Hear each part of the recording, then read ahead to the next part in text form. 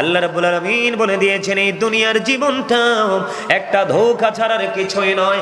তার মানে বলবো পূর্ব দাউদপুরের আমার ভাই, আমার বাবারা, আমার মা বোনদেরকে বলবো, আপনি নামাজ পড়লেন না, রোজা করলেন না, সত্য কথা বললেন না, সুদ ঘুষ অন্যায় অত্যাচার ব্যভিচার জুলুম নির্যাতন সব কিছুকে আপনি আপন করে নিলেন শুধু এই পৃথিবীর আপনি চাহিদা পূরণ করার জন্য। এখান থেকে আমি সোজা চলে গেলাম কোরআন শরীফের 19 পারা সূরা শুআরা 88 নম্বর আয়াতের মধ্যে আল্লাহ রাব্বুল আলামিন বলে দিয়েছেন, ইয়াউমা লা ইয়ানফাউ মালু ওয়ালা বানুন। জোরে জোরে বলেন আল্লাহু আকবার, আরো জোরে বলেন আল্লাহু আকবার। আমি আপনাদেরকে বলবো, এই যে আল্লাহ রাসূল বলে ইসলামের বিধিবিধানগুলো ভুলে আপনি পৃথিবীর লোভ লালসায় নিমজ্জিত হয়ে আল্লাহ রাসূলের হুকুমের তোয়াক্কা করলেন না। আপনি সম্পত্তি উপার্জন করলেন, আপনার ব্যাংকে স্বর্ণ এবং টাকা মজুদ করলেন, মাঠের মধ্যে বিঘায় বিঘায় জমি দখল করে নিলেন, আপনি খরিদ করেছেন, কিনে নিয়েছেন, কিন্তু এগুলো আপনার মরার পরে যাবে কার কাছে? আপনার সন্তানদের কাছে। তাই তো কথা বলেন না কেন? মালও আপনার, সন্তানও আপনার, দুইটাই তো আপনার। কিন্তু আল্লাহ রাব্বুল আলামিন বলতেছেন, আল্লাহ রাব্বুল আলামিন বলতেছেন, ইয়াউমা লা ইয়ানফাউ মালু ওয়ালা বানুন। আল্লাহ রাব্বুল আলামিন বলতেছেন, ধন সম্পদ সন্তান সন্ততি আপনার কোনোটাই কোনো কাজে লাগবে না। কি করবেন তখন? আল্লাহ বলতেছেন দুনিয়াটা কি ধোঁকা। আবার আপনি দুনিয়ার দৌলতগুলো জমা করে রাখলেন, আল্লাহ রাসূলের আইনকে বিধানকে আপনি কি করলেন না? কোনো তোয়াক্কাই করলেন না। আল্লাহ রাব্বুল আলামিন বলতেছেন ওইগুলো তোমার কোনো কাজেই আসবে না। কি করবেন আপনি? কি করলেন এতদিন? আপনারা আবার দেখে থাকেন, আল্লাহর হাবিব বলেছেন, আল কবারু রাউজাতুম মিন রিয়াদিল জান্নাতি আও হুফরাতুম মিন হুফারিন নার। আল্লাহর হাবিব সরকারে মদিনা তিনি বলে দিয়েছেন, বন্ধু কবরটা জান্নাতের একটা বাগান হবে রে, জাহান্নামের একটা গর্ত হবে। বন্ধু জান্নাতের একটা বাগান হবে, জাহান্নামের একটা গর্ত হবে। তাহলে আমাদের মধ্যে ভালো এবং মন্দ দুই ধরনের মানুষ আছে, ঠিক কিনা? একদল ভালো কাজ করে আর একদল খারাপ কাজ করে। এক কথায় বলে দিলাম, মানুষের মধ্যে তো অনেক ধরনের মানুষই আছে, তবে আলাদা যখন করব দুই ভাগে ভাগ করব, এক ভাগ হলো ভালো আর এক ভাগ হলো মন্দ। আল্লাহর হাবিব বলেছেন, যারা ভালো তাদের জন্য কবরটা জান্নাত হয়ে যাবে, আর যারা মন্দ তাদের জন্য কবরটা হয়ে যাবে বন্ধু দুজক, যেটা অবর্ণনীয় কষ্টের এক জায়গা, যেটা বর্ণনা করে কোনো দিন কোনো আলেম পুরোপুরি বোঝানো সম্ভব হবে না, এত ভয়ঙ্কর হয়ে যাবে। আমার দিকে তাকান, আমি এই জন্য বলেছি আপনার দেহটা কিন্তু আসল না, আসল হলো আপনার মন। কথা কয় না? আপনার দেহ কিন্তু আসল নয়। আপনার দেহ কোনটা? আসল কোনটা? মন। আমি পরে বলবো আপনাদেরকে, এই জায়গাটা মনে রাখবেন। আপনি আমি প্রত্যেকে কিন্তু ডবল মানুষ। কি মানুষ? আপনি আমরা কেউ কিন্তু সিঙ্গেল নয়, ডবল এবং সিঙ্গেলের মধ্যে পার্থক্য করব পরে। তবে আগে আমি আপনাদেরকে বোঝাই বন্ধু, কেন রে মাহফিলে আসতে হবে, কেন রে মসজিদে যেতে হবে, কেন রে বন্ধু আলেমদের সাথে, হক্কানি আলেম, সব আলেম না কিন্তু। আল্লাহ রাসূল বলেছেন, কিয়ামতের পূর্বক্ষণে আলেমরাই হবে কিয়ামতের আলামত। কারণ ওই কিছু কিছু আলেম বের হবে, মূর্খ আলেম, তাদের কথার কারণে সাধারণ মানুষ বিভ্রান্ত হয়ে যাবে। এটা কিন্তু ধীরে ধীরে আমাদের মধ্যে আসতে শুরু করেছে। কথা বলেন না কেন? কিন্তু হক্কানি আলেম যারা, আপনারা সাধারণ আম মানুষ, আম জনতা, হক্কানি আলেম যারা, তাদের জন্য নিয়ামত হলো, এই আম পাবলিকদের জন্য নিয়ামত হলো হক্কানি আলেম। আল্লাহ রাব্বুল আলামিন বলে দিয়েছেন, join with my dear people, come to my paradise. Allah রাব্বুল আলামিন বলতেছেন, ফাদখুলি ফি ইবাদি ওয়াদখুলি জান্নাতি। আল্লাহ বলতেছেন, join with my dear people, come to my paradise. Allah বলতেছে, আল্লাহর প্রিয় লোকেদের সাথে যুক্ত হও। আল্লাহ বলতেছে, ওয়াদখুলি জান্নাতি, কাম টু মাই প্যারাডাইস, আমার জান্নাতে চলে আসো। জোরে কন্যা। কোন এমপির কথা বলেছেন? কোন মন্ত্রীর কথা বলেছেন? কোন এসপির কথা বলেছেন, কোন ডিসির কথা বলেছেন, কোন ধরনের পৃথিবীর কোন বাংলাদেশ নয়, গোটা পৃথিবীর কোন ক্ষমতাধর লোকের কথা বলেনি। আল্লাহ বলেছেন আল্লাহর গোলামিতে যারা নিয়োজিত হক্কানি আলেম যারা, আপনারা অনেকেই জানেন না, আল্লাহ বলে আল্লাহ রাসূল বলেছেন পৃথিবীর দল যে কেউ লোক যে কোনো লোক পেলে খুশি হয়, কিন্তু ধর্মধনটা কোরআন এবং হাদিসের এলেমটা সবাই পছন্দ করেন না। আল্লাহ রাব্বুল আলামিন আল্লাহর হাবিব বলেছেন আল্লাহ যাকে ভালোবাসেন তার সিনার মধ্যে ঢুকিয়ে দেন কোরআন এবং হাদিসের গান। যাদের সিনায় কোরআন হাদিস আছে আল্লাহ রাব্বুল আলামিন সেই হাদিস কোরআন হাদিস অনুযায়ী বাস্তব জীবন বাস্তবায়ন করছে। আল্লাহ বলছেন তোমরা তাদের সাথে যুক্ত হও আর আমার জান্নাতে চলে আসো। তাহলে আলেমদের দাম পৃথিবীতে সবার উপরে না নিচে? কথা বলেন না কেন? আল্লাহ বলতেছেন আরো ইন্নামা ইয়াখশাল্লাহা মিন ইবাদিহিল উলামা। আল্লাহ রাব্বুল আলামিন বলতেছেন পৃথিবীর বুকে আমার যে বান্দাগুলো আছে ওই বান্দাগুলোর মধ্যে আমি আল্লাহকে যারা ভয় করে তারা হলো হক্কানি আলেমরা। এই জন্য বলেছি বন্ধু আপনাদেরকে বাঁচতে হবে, এই জন্য আমি বলেছি আপনিও বাঁচবেন, আপনার পরিবারকেও বাঁচাবেন। আর বাঁচা এবং বাঁচাইতে হলে আপনাদের লাগবে সেই শিক্ষাটা। আজকে এখান থেকে শিক্ষা নিয়ে যাবেন তো? আমি একটা একটা করে আপনাদের সামনে আলোচনা করব, ব্রেইনে ঢুকাবেন তো? নাকি বলবো আর এখান দিয়ে ঢুকে এখান দিয়ে বের করে দিবেন? আমার দিকে তাকান। আল্লাহ রাসূল বলেছেন কবরটা দুই ভাবে বিভক্ত হবে, একটা অংশ হবে জান্নাত আর একটা অংশ হবে জাহান্নাম। এই যেটা আল্লাহর পথে চলে এটার জন্য জান্নাত, যেটা আল্লাহর পথে চলে এটার জন্য জাহান্নাম। এই পৃথিবীর বুকে কত ধরনের অন্যায় অপরাধ মানুষ করছে। মানুষ পৃথিবীর সিসি ক্যামেরা, বাংলাদেশের সিসি ক্যামেরা দেখলে মানুষ ভয় পায়, অন্যায় করে না, কারণ আইনের লোকের কাছে ধরা পড়ে যাবে। কিন্তু আসল সিসি ক্যামেরা দুইটা তোমার দুই কাঁধে। একটা বার কি ভেবেছো এই সিসি ক্যামেরায় সবগুলো ফুটেজ উঠে এসেছে, এগুলো কি তুমি কেমন করে আড়াল করবা? আড়ালের কোনো সুযোগ আছে নি? এই সিসি ক্যামেরার নাম হলো কেরামান কাতিবিন, কাঁধে বসিয়া সকল কর্ম লিখিতেছে হুকুম দিয়া, আল্লাহর হুকুম দিয়া। 40 কদম হাঁটিয়া আসবিরি সজন, মন করে নাকির হাজির হইবিরি তখন। ঠিক না বেঠে? দুইটা সিসি ক্যামেরা আছে, তুমি একবার ভাবলা না এই সিসি ক্যামেরার চরিত্র কি, গুণ কি? বন্ধুরে আমার, এই সিসি ক্যামেরার ফুটেজ তুমি দেখতে পাবা। এই দেখতে যে পাবা এটার প্রমাণ দিয়েছেন আল্লাহ কোরআন শরীফের 30 পারায় সূরা ইনফিতরের মধ্যে। আল্লাহ জোরে জোরে বলেন আল্লাহু আকবার। আল্লাহ কি বলছে জানেননি? কবরটা যখন উন্মোচিত হয়ে যাবে, কবরটা যখন ওপেন হয়ে যাবে, আমরা এখানে যারা আছি শুধু তারা নয়, গোটা পৃথিবীর প্রত্যেকটা মানুষ প্রত্যেকে দেখতে পারবে কে কি করেছে আর কি করেনি। যাবেন কোথায়? কোথায়? বাঁচার রাস্তা আছে? এবার আরো আলোচনা শুনেন, পাওয়ার তো খাটান, নিজেকে মনে করেন হামসে বড় কোন হে, আপনি মনে করেন আপনার চেয়ে বড় কেউ নাই।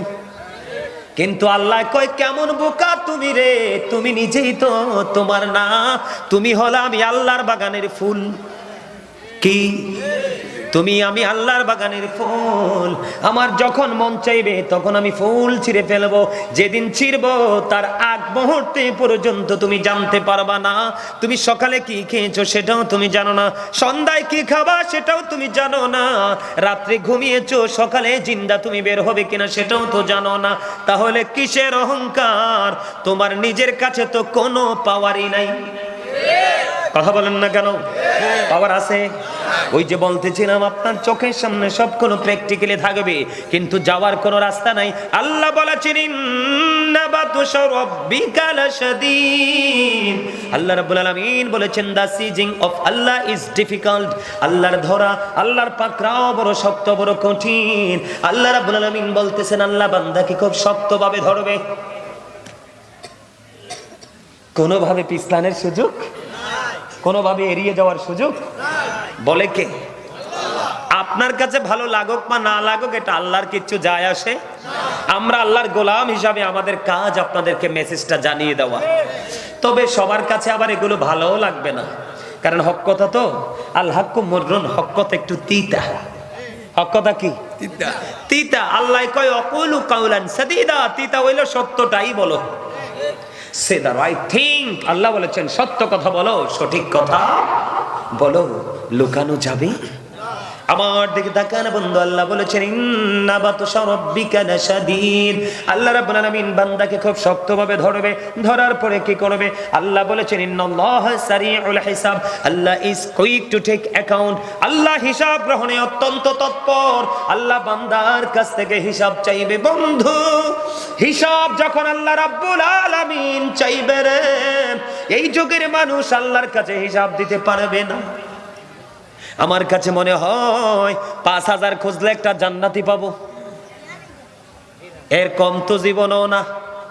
আর এখনকার কে ইয়াং যে ছেলে মেয়েরা একবারে যুবক, যাদেরকে বলা হয় ইয়াং, এদের কাছে তো ইসলাম নাই। কথা কন না কেন? আমার কথায় রাগ হন?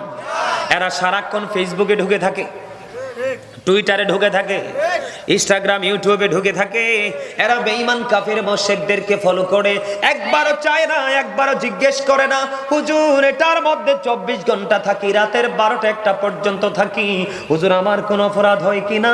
তোমার প্রথম অপরাধ হলো জিনাল আইনুন নাজরু, তোমার প্রথম অপরাধ হলো তোমার চোখের জিনা হচ্ছে কন্টিনিউ, কারণ ফেসবুক ইউটিউবে ভালো জিনিস দেখা যায় না। আপনারা আমার দিকে তাকান, যখন কোনো মানুষের কাছে ফল আপনি দেখবেন তখনই কিন্তু খাইতে ইচ্ছে করবে। চোখে যদি না দেখেন কোনোদিন আপনার মন চাইবে না। কথা বলেন না কেন? আজকে দেখবেন রাস্তায় রাস্তায় বন্ধু বিভিন্ন রকমের অকারেন্স ঘটে, এটার জন্য দায়ী হলো বন্ধু অনলাইন।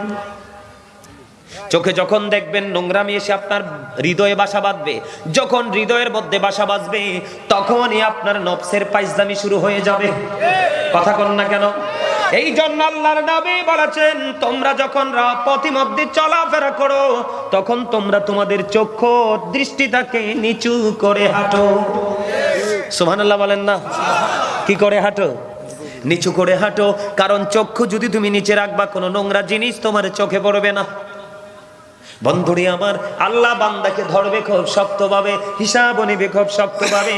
সবচেয়ে বড় ভয়ঙ্কর, আপনি হিসাব দিতে গিয়ে হেরে গেছেন।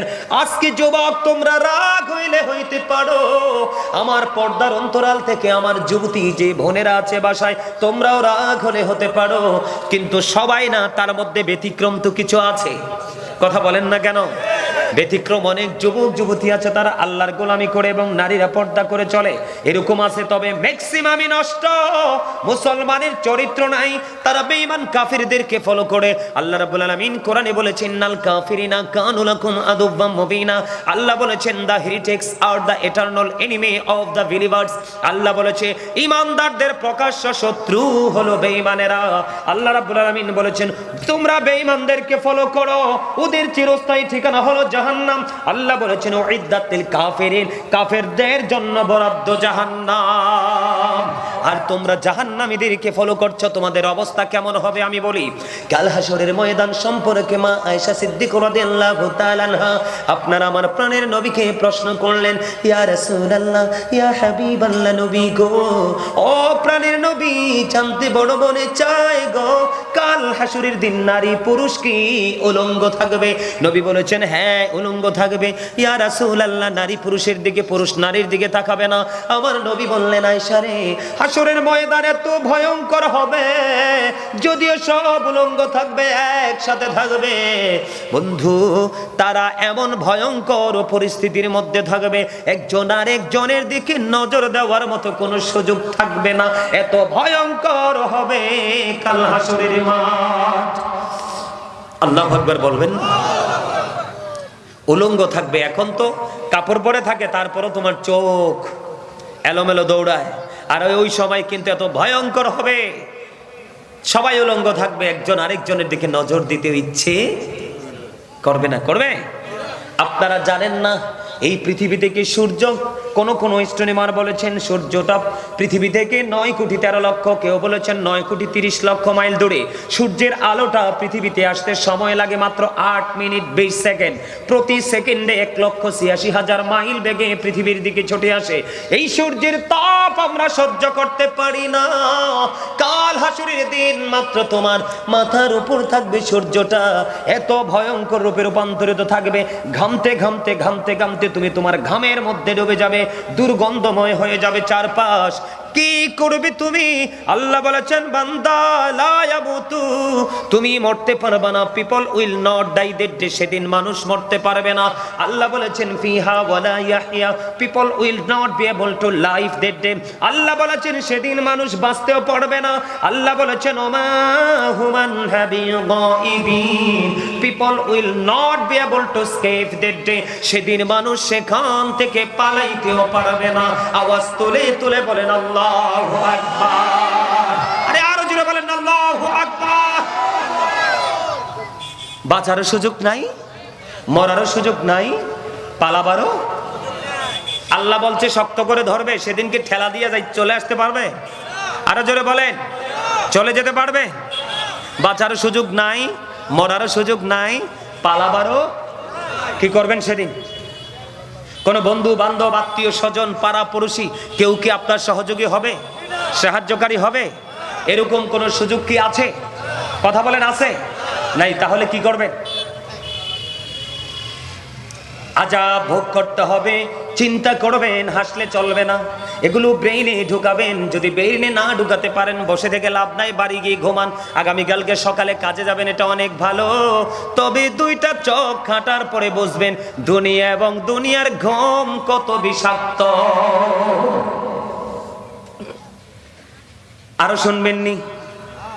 একেবারে কম আযাব যার দেওয়া হবে, একেবারে কম, একেবারে নগণ্য, একেবারে ছোট্ট যে আযাব, সেই আযাবটা হলো আগুনের এক জোড়া জুতা।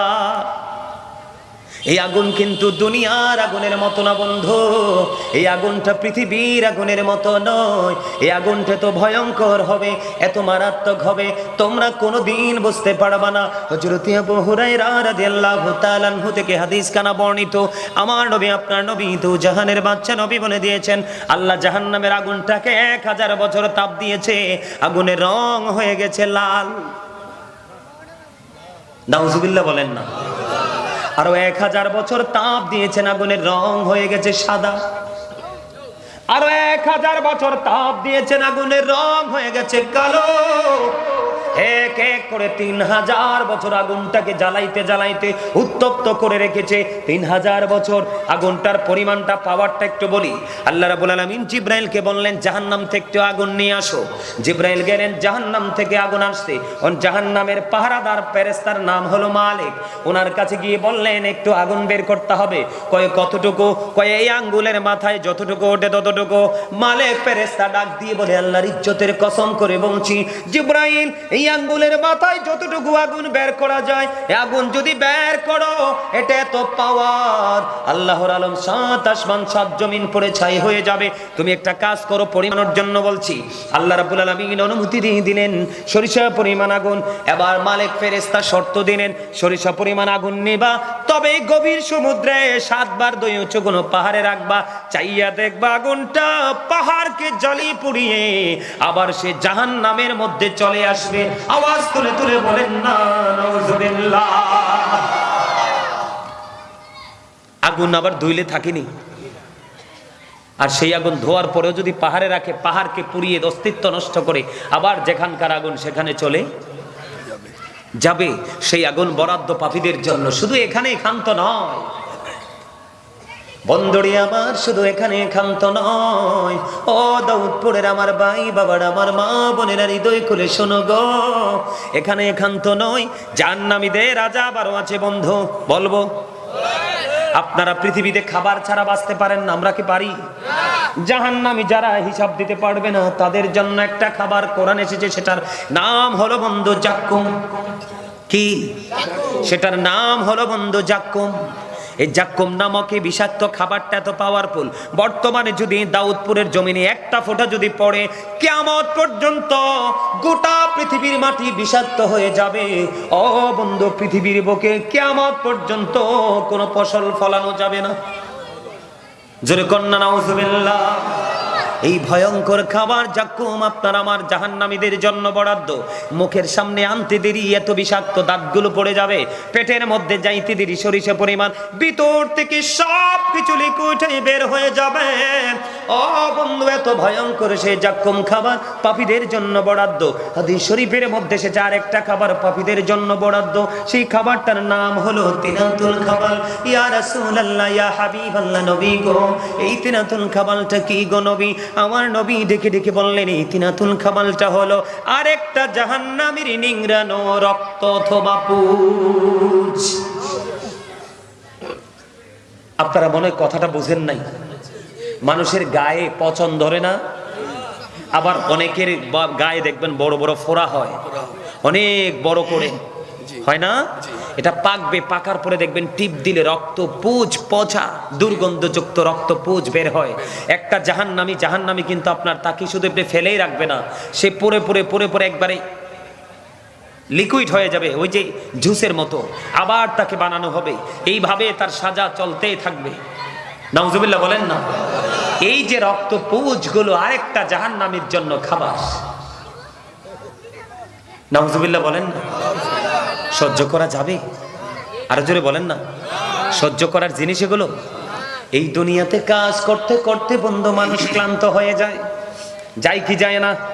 একেবারে ক্লান্ত হয়ে যায়। প্রাণের তৃষ্ণা লাগলে মানুষ পানি চায়, গরম পানি দিলে কিন্তু কলজা ভিজে না।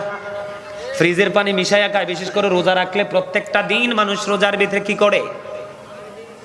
কথা কয় না। ঠান্ডা পানি খায় না, ফ্রিজের পানি দিয়ে কলিজাটা ভিজে যায়।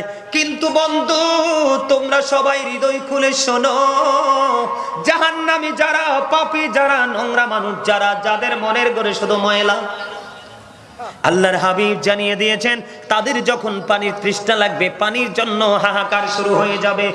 এত তপ্ত গরম পানি তাদের মাথায় ঢেলে দেওয়া হবে, পেটের মধ্যে ঢুকবে।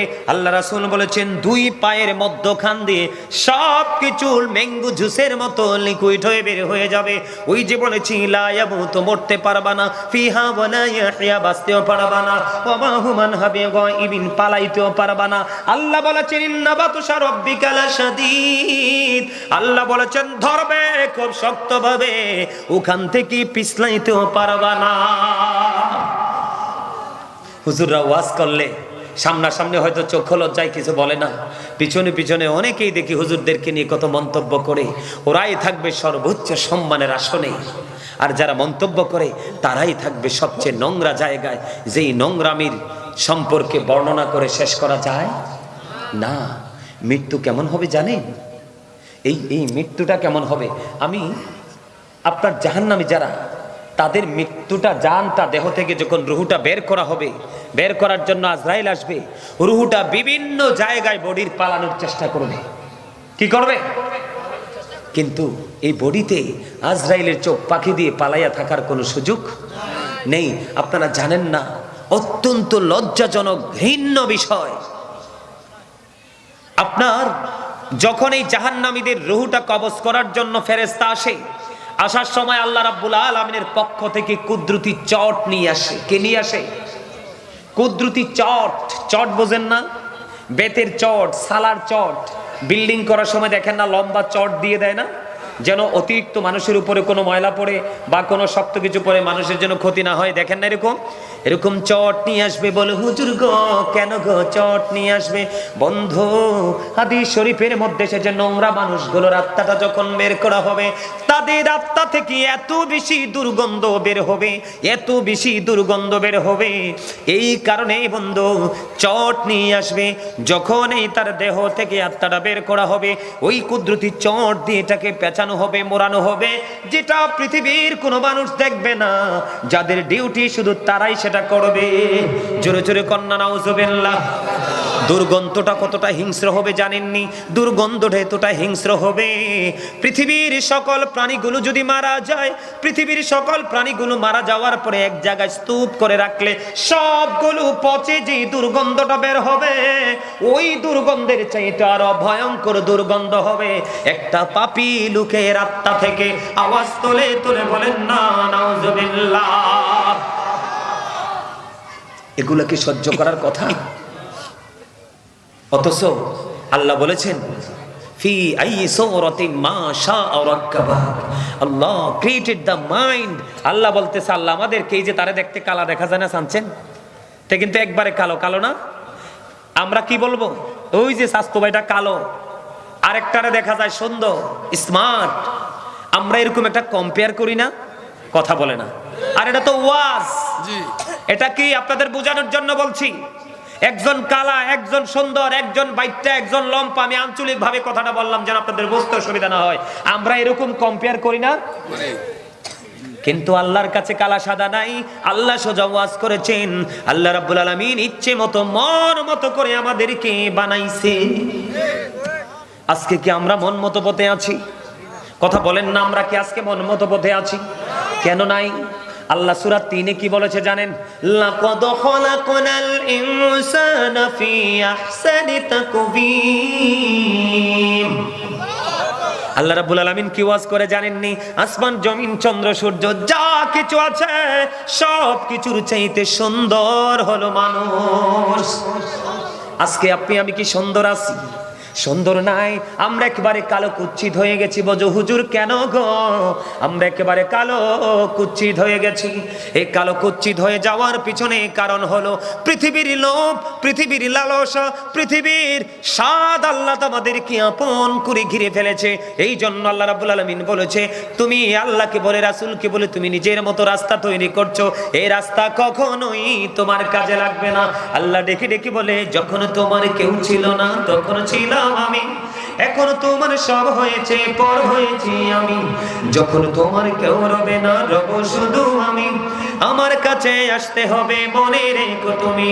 মিনহা খালাকনাকুম ওয়া ফিহা নুঈদুকুম ওয়া মিনহা নুখরিজুকুম তারাতান উখরা। জোরে জোরে আল্লাহু আকবার।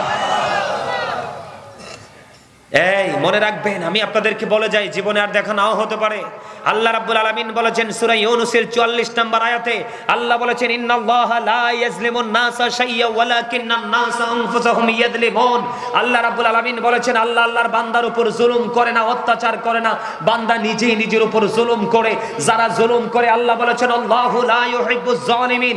আল্লাহ বলেছেন আল্লাহ জালেম যারা, অত্যাচারী যারা, আল্লাহ তাদেরকে পছন্দ করেন না, ভালোবাসেন না। আল্লাহ বলেছেন ওয়া মালিজ জালিমিন মিন আনসার। যারা জালেম, যারা অত্যাচারী, যারা মানুষকে কষ্ট দেয়, মানুষের অধিকার হরণ করে, মানুষের কলিজায় আগুন জ্বালায়, তারাই হলো জালেম। আল্লাহ রাব্বুল আলামিন বলেছেন জালেমরা যখন বিপদে পড়ে, আল্লাহ রাব্বুল আলামিন বলেছে আল্লাহ তাদের জন্য কোনো সাহায্যকারী রাখে না। আওয়াজ করে বলেন নাউজুবিল্লাহ। তাহলে আমরা কি জুলুম করব নাকি আল্লাহ আল্লাহ রাসূলের আইন মেনে চলব? আজকে জুলুম করতাম আমরা যদি চিরদিন বেঁচে থাকতে পারতাম, চির অমর হতে পারতাম, আমাদের জীবনটা চির অমর সেটা নিশ্চিত করতে পারতাম। না হয় আমরা জুলুম টুলুম করে গরিব মানুষগুলো মাইরা, না হয় আমরা যারা আছি জুলুম করতে পছন্দ করি, তারা না হয় চিরকাল পৃথিবীতে আধিপত্য বিস্তার করে জীবনযাপন করতাম। এখন করতে যেহেতু পারবো না, তাহলে কিছু করার আছে। আমাদেরকে সচেতন হওয়া দরকার। একটু মৃত্যুর যন্ত্রণা নিয়ে কথা বলতে চাই, শুনবেন? হ্যাঁ, মৃত্যুর যন্ত্রণাটা কত ভয়ঙ্কর হবে শুনবেন। পাপী লোকের মৃত্যুটা কেমন হবে জানেননি? আমি আপনাদেরকে বলি হাদিস শরীফের ভাষাটা অনেক কাঁটাযুক্ত একটা শলা। কি যেমন আমি বলি আপনাদেরকে, এটা একটা শলা মনে করেন, এটার চারপাশে কাঁটা। কি যেমন আপনাদেরকে বলি সল, চিনেন না সল? আপনাদের আশেপাশে তো নদী আছে না, পানি আছে না? অনেক সময় মানুষ এইভাবে চল দিয়ে মাছ ধরে না, কথা কয় না। এই চলের মধ্যে উল্টো একটা আল থাকে কি না? এইরকম কাটা ধরেন, এটা একটা শলা, এটার চারপাশে কাটা, মাঝখানটা এই মাথাটা চোক্কা। ওটা যদি একজন মানুষের পেটের মধ্যে ঢুকাইয়া মুসরা দিয়ে যদি টেনে টেনে টেনে টেনে ভিতর থেকে সব কিছু বের করে আনা হয়, ওই ব্যক্তিটার যত কষ্ট হবে তার চাইতে ভয়ঙ্কর কষ্ট হবে পাপী লোকেদের আত্মা কবজ করা। আল্লাহর হাবিব বলেছেন মৃত্যুর সবচেয়ে কম যন্ত্রণা হলো 1000 তলোয়ার মারার আঘাতের চাইতেও ভয়ঙ্কর। একটা জীবিত মানুষকে 1000 তলোয়ার মারলে যতটুকু আঘাত পায় তার চেয়েও ভয়ঙ্কর পাপী লোকের মৃত্যুর যন্ত্রণা, যেটা সবচেয়ে কম। আর বেশিটা কেমন হতে পারে? মনে রাখবেন, অল মেন উইল ডাই, সকল মানুষকেই মরতে, মৃত্যুর স্বাদ গ্রহণ করতে হবে। কিন্তু মানুষকে আল্লাহ কেন পাঠাইছে, জীবনটা কেন দিলেন, মৃত্যুটা কেন দিলেন জানেন? الذي خلق الموت والحياة ليبلو الناس, যিনি জীবন দিয়েছেন তিনি মৃত্যু আমাদেরকে দিয়েছেন। বলে হুজুর কেন গো? আল্লাহ রাব্বুল আলামিন জীবন এবং মৃত্যু দিয়েছেন এই পৃথিবীর মানুষগুলোকে পরীক্ষা করার জন্য। কে হুজুর?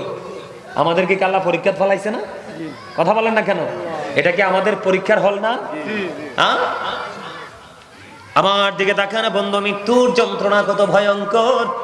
হযরত ইদ্রিস আলাইহিস সালাম একজন আল্লাহর নবী। উনি এমন একজন আল্লাহর নবী যিনি যখন রোজা রাখতেন তিনি সব সময় রোজা রাখতেন। ওনার ইফতারি গুলো আসতো প্রতিদিন জান্নাত থেকে। সুবহানাল্লাহ, এত আসতে সুবহানাল্লাহ। তো জান্নাতের মেহমানদের জন্য ফল, খাবার। আমি আপনাদেরকে বলি, তারপরে মৃত্যুর যন্ত্রণা যাই। আমি বলেছিলাম প্রত্যেকটা পার্সন ডবল পার্সন, প্রত্যেকটা মানুষ কি ডবল। আমার দিকে তাকান, এই যে মাথা থেকে পা পর্যন্ত বডিটা, এটার নাম হলো মানুষ। এটার নাম কি? মানুষ। বাংলা ভাষায় মানুষ বলি, ইংলিশে আমরা কখনো বলি ম্যান, আবার কখনো বলি পার্সন। আল্লাহর কোরআনের ভাষায় কখনো বলেছেন ইয়া আইয়ুহান নাস, আবার কখনো বলেছেন ইয়া আইয়ুহাল ইনসান। এইটা হলো এই মাথা থেকে পা পর্যন্তই বডিটার নাম। এই মানুষটা নিচে নামো, যাও। ওখানে মুরব্বী মানুষ বসে আছে, তোমরা এখানে চেয়ারে বসছো কেন? এই তোমরা কেউ মুরব্বীরাই চেয়ারটা নিয়ে ওই সারিতে দিয়ে দাও। নাও। আরে ফোলা ফাইন রে, আমার দিকে তাকান। এটা হলো মাথা থেকে পা পর্যন্ত এই মানুষটার পরিচয়। এই মানুষটা কিন্তু আসল মানুষ নয়। ওইসান এটি কত বোকা, এটি কত বোকা সান, সব দিশায় রয়েছে চেয়ারের দিকে। এই মানুষটার আর চেয়ারটারে কি আজকে বারবার তাকানো লাগে? আমার তো মনে এটি বাইরে হলে একটা ওয়াজ মনে রাখতে পারবে না। কার কাছে ওয়াজ করবো? এই ওয়াজ করে কোনো লাভ আছে? আমি বলছি যে ভাই তোমরা মুরব্বীরা চেয়ারটা না, ওই কর্নারে সব দিশায় রয়েছে, লোকটার দিকে চেয়ারটার দিকে। আর আমি মানুষের পরিচয় দিচ্ছি। এটা হলো কি এই মানুষটার সংক্ষিপ্ত পরিচয়। এই মানুষটা কিন্তু আসল মানুষ নয়। এই মানুষটার ভিতরে আরেকটা মানুষ আছে, যেই মানুষটাকে সৃষ্টি, যদিও আপনার আমার মাঝে আছে, মানুষ বা কোনো সৃষ্টি এটাকে কোনোদিন দেখে, কোনোদিন দেখবেও, সৃষ্টির কাছে চির অজানা। ওই মানুষটা কেমন এটা আমরা কেউ দেখি। এই মানুষটার নাম কি জানেন? আল্লাহর কোরআনের ভাষায় মানুষটার নাম রূহ। ইংলিশে এটাকে বলা হয় সোল, বাংলাতে এটাকে বলা হয় আত্মা। আল্লাহ বলেছেন say the soul is the order of my Lord.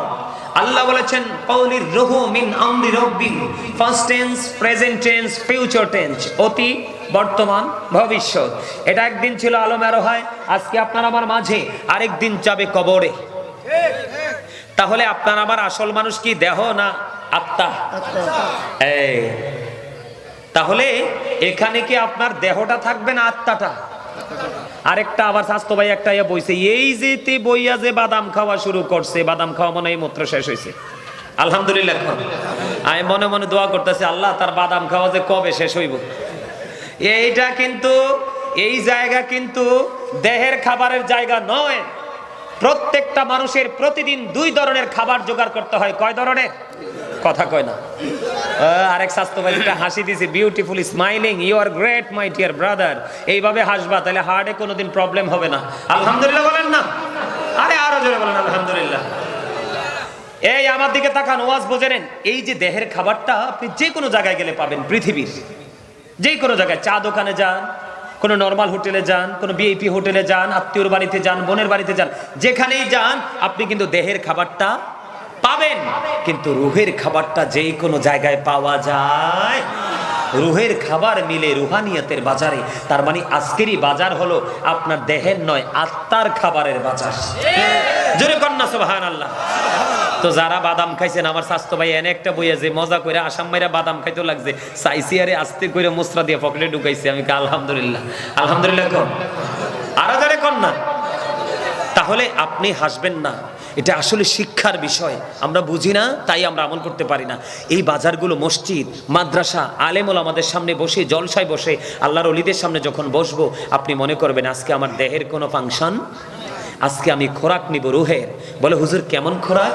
আল্লাহর হাবিব বলেছেন, স্বাস্থ্য ভাই তুমি ভালো করে শোনো, আল্লাহর হাবিব সরকারি মদিনা তিনি বলে দিয়েছেন, তুমিও কিন্তু আজকের জান্নাতের বাগানের মেহমান। তুমি সাধারণ মানুষ নও। তুমি যদি আজকে ওই এই প্যান্ডেলের বাহিরে থাকতা তাহলে অন্যদের মতো হতে, কিন্তু তুমি আজকে জান্নাতের মেহমান। ফেরেশতারা এই চারপাশে বেষ্টনী দিয়ে ঘেরাও করে রেখেছে। তোমার নাম কিন্তু আজকের জান্নাতের বাগানের অতিথিদের কিটারে হইছে রে, অতিথিদের, ঠিক আছে, ওকে ওকে, অতিথিদের নামে, অতিথিদের জায়গায় কিন্তু তোমার একটা কোটা তৈরি হয়ে গেছে। আল্লাহর হাবিব বলেছেন, তোমরা যখন জান্নাতের বাগানে যাও রে, তখন তোমরা জান্নাতের ফল খেয়ে নিও। কি করে নিও? জান্নাতের বাগান থেকে ফল খাইয়া নিও। ইয়া রাসূলুল্লাহ, ইয়া হাবিবাল্লাহ, নবী, নবী গো, জান্নাতের বাগানের ফলটা কি গো? আমার নবীজি বলে দিয়েছেন, সুবহানাল্লাহ ওয়া হামদুলিল্লাহ, লা ইলাহা ইল্লাল্লাহ, সুবহানাল্লাহ ওয়া হামদুলিল্লাহ, লা ইলাহা ইল্লাল্লাহ, লা ইলাহা ইল্লাল্লাহ, লা ইলাহা ইল্লাল্লাহ। আরশি কুরসি লৌহ কলম সৃষ্টি যাহার ওসিলা, যে আল্লাহ খুশি হইয়া নাম রাখলেন হাবিবুল্লাহ।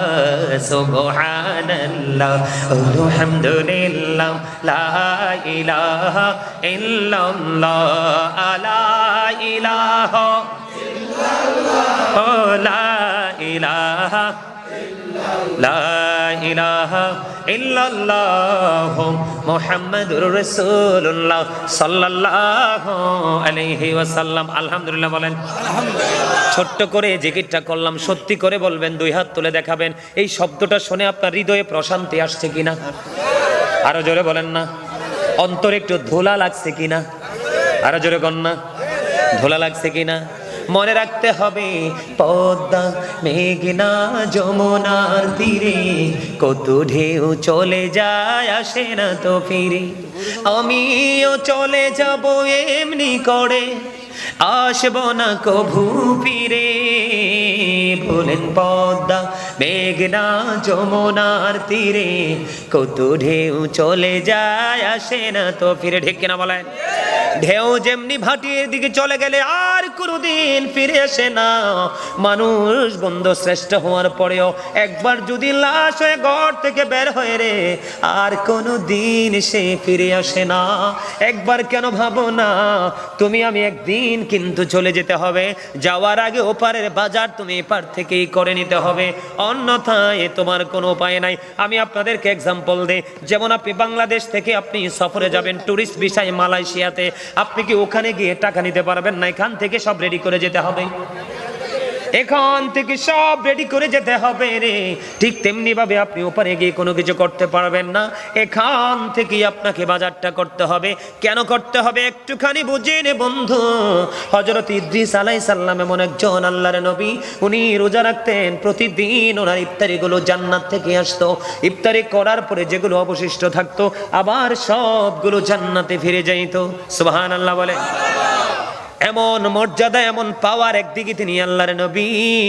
বন্ধুরে আমার, একদিন আজরাইল এক জনৈক ব্যক্তির সুরতে ওনার কাছে এসে হাজির হলেন। হাজির হওয়ার পরে আজরাইল কে তিনি প্রশ্ন করলেন, আপনি আমার কাছে কেন আসলেন? লম্বা ঘটনাটা কিন্তু কোরআন থেকে সংগ্রহ করা। এবার ওনাকে বললেন, আপনি কে? কয় আমি তো আজরাইল। কয় তাহলে কি আমার মরণের সময় হয়ে গেছে? কয় না না নবী গো, আপনার এখনো মরণের সময় হয়নি। আমি এসেছি আপনার সাথে একটা বন্ধন তৈরি করার জন্য। কয় আপনি আজরাইল, আপনি আমার কাছে আসছেন, আমার মরণের সময় হয়নি, আমার সাথে বন্ধন করার জন্য আসতেন। আজরাইল আসলে তো আর পৃথিবীতে কারো সময় থাকে না। আজরাইল বলতেছে, হ্যাঁ আপনার সাথে আমি একটা বন্ধন তৈরি করার জন্য এসেছি। তাই কহ। এবার ইদ্রিস আলাইহিস সালাম একটা শর্ত দিয়ে দিলেন, কয় আপনি যদি আমার সাথে বন্ধন তৈরি করতে হয় তাহলে আমার কিছু শর্ত মানতে হবে। সুবহানাল্লাহ বলেন না। কয় শর্ত মানতে হবে? কয় হ। কয় আমারে একবার মরণ দিতে হবে। কয় আপনার তো মরণের এখনো সময় হয়নি। দ্বিতীয় শর্ত দিলেন, আমাকে আবার পুনরায় চিন্তা করতে হবে। তৃতীয় শর্ত দিলেন, আমাকে একবার জাহান্নাম দেখাতে হবে, আমাকে একবার জান্নাত দেখাতে হবে। শর্ত যখন দিলেন একটা একটা করে, প্রথম তো মরণ। কয় আপনার তো মরণের অনুমতি অর্ডার এখনো হয়নি, পার্লামেন্ট থেকে কিন্তু এখনো অর্ডার আসেনি। কয় আপনি অনুমতি নিয়ে আসেন। আল্লাহ রাব্বুল আলামিনকে ডাক দিয়ে বললেন, আজরাইল আল্লাহ গো, আপনার ওই প্রিয় নবী তিনি মৃত্যুবরণ করতে চায়। এবার আল্লাহ রাব্বুল আলামিন বললেন, আজরাইল আমার নবী যেহেতু চায় ওনাকে মরণটা দিয়ে দাও। সুবহানাল্লাহ বলেন। এবার বন্ধু ওনাকে মরণ দিয়ে দেওয়া হলো। দ্বিতীয় শর্ত কি? আমাকে একবার জীবিত করতে হবে।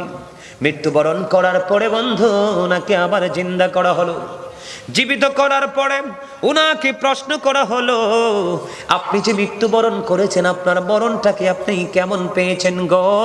এই কথা বলতে দেরি রে, মাইকের কি হইছে রে? তোমরা হাসতে পারলা না? এরা বুঝতে পারে নাই আমি স্লিপ করছি যে।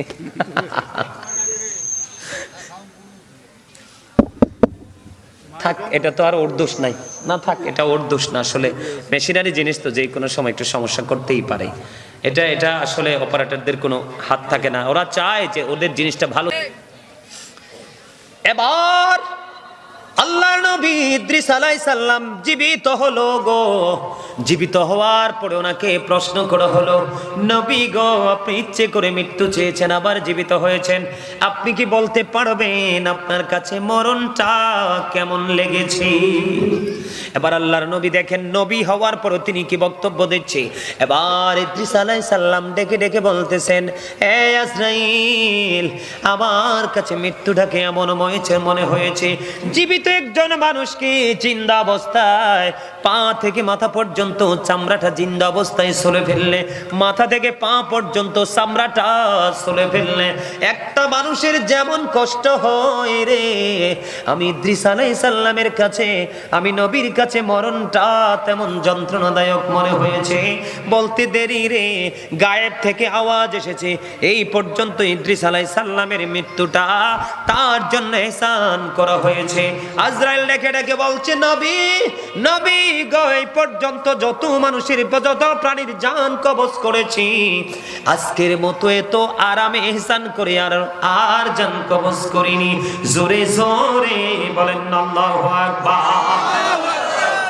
ihsaনের মৃত্যুর যন্ত্রণা যদি এমন হয়, কি ihsan যেটা আরামদায়ক করা হয়েছে, মৃত্যু জীবিত অবস্থায় মাথা থেকে পা পর্যন্ত, পা থেকে মাথা পর্যন্ত একটা মানুষের চামড়া তুলে ফেললে কেমন লাগবে? দেখেন অবলা যে প্রাণী, আমরা যে গরু ছাগলের গোশত আমরা খাই কি খাই না, এটাকেও কিন্তু জীবিত চামড়া ছোলার কোনো বিধান নাই। আগে ধর্মীয় সিস্টেম অনুযায়ী জবাই করো, মৃত্যুবরণ করার পরে চামড়া ছোলো। হুজুর কেন গো? কারণ এই অবলা প্রাণীর অনেক বেশি কষ্ট হবে, মুখ খুলে বলতে পারবে না, তার জবান নাই। এই জন্য বন্ধু কুরবানিতে আমরা গরু জবাই করি, মহিষ জবাই করি, ছাগল জবাই করি কি করি না? জোরে বলেন করি কি করি না?